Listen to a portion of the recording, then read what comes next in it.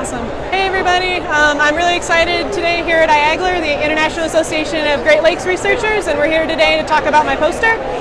So what we were doing here in collaboration with Black Swan Bird Observatory and New Jersey Audubon is trying to better understand what's going on with the spring migration of rails. And if you don't know what rails are, they're a group of secretive wetland birds. There's kind of this little trio of them down here.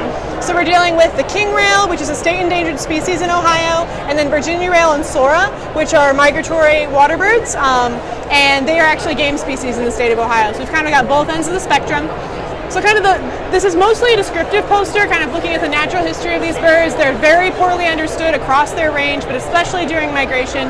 And so one of our big goals was to see, does citizen science data really well capture the initiation of migration?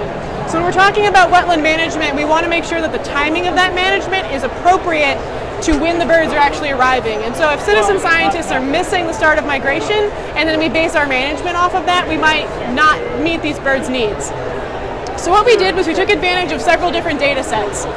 So these purple dots on this graph here are our data from our trapping efforts. So we use standardized traps with a broadcast call, which allows us to kind of take advantage of their natural kind of sneakiness, but by using the call, they'll come into the trap, which helps a lot. We also have eBird data, which is a citizen science database. Birders can go out, see birds, submit a checklist, and then we can use that data. And then we also have three sources from the literature that are quite a bit older. They're from the 70s, the 60s, and the 20s. So these dots here represent kind of anecdotal data, things that have just been observed and written down, which are really useful, but weren't collected in any kind of standardized way. And so kind of one of the first big takeaways is for king rail. For king rail, we only have 5 birds, which is a very small sample size. Again, state endangered species. So there's not a whole lot we can say there other than the birds that we caught were at the end of April. Sora and Virginia rail, we're dealing with around 1,000 birds, so we can say quite a bit more with that. And so with both of them, the anecdotal data, so the stuff from the literature is kind of all over the place, but it's also quite a bit older, so it's not totally unexpected. There's a lot of things going on in this system. But the one interesting thing is, so these dark green dots represent our citizen science data, and for both species, the purple dots are earlier than the green dot. So our standardized trapping methods are detecting birds when they're first arriving in spring migration, whereas citizen scientists aren't seeing them until a little later, probably when their densities are a little bit higher. This is in no way trying to be down on citizen science. Citizen science is of course really powerful and really useful, but when we're dealing with birds that are really secretive and spend a lot of time in dense vegetation, not flying or vocalizing, we need to make sure that we're using the right tools to answer questions.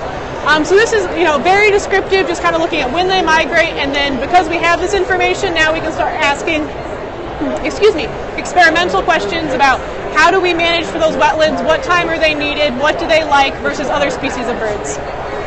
So yeah, that's the quick and dirty of it. Sweet.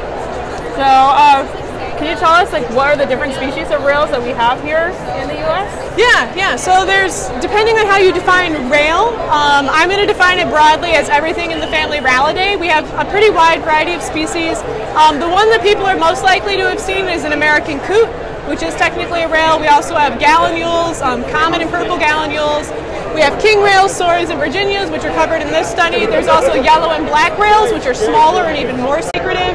And then if you spend time, on the coast, you'll also run into clapper rails, which are very, very similar to king rails in size and in appearance, but they're typically in saltwater wetlands. So with rails, and you're saying you're finding them around the Great Lakes, where else can you find them? Are they through all the lower 48? Do you find them up in Alaska and Hawaii? Where else do you find them around here? Yeah, so you can find rails most places.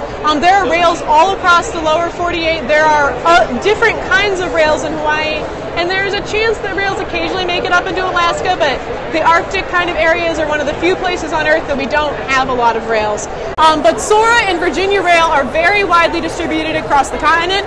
King rails are declining severely. That's why they're state endangered in Ohio. So they probably were more widely distributed previously, but now you largely will see them kind of around the Great Lakes or on the Gulf Coast. So yeah, and then clapper rails are very widely distributed, but they're mostly on saltwater coasts. But where you do find them, you'll find quite a few of them. All right. Well, thank you. Anything else you got that you? I don't think so. Fun stuff. Thanks for tuning in.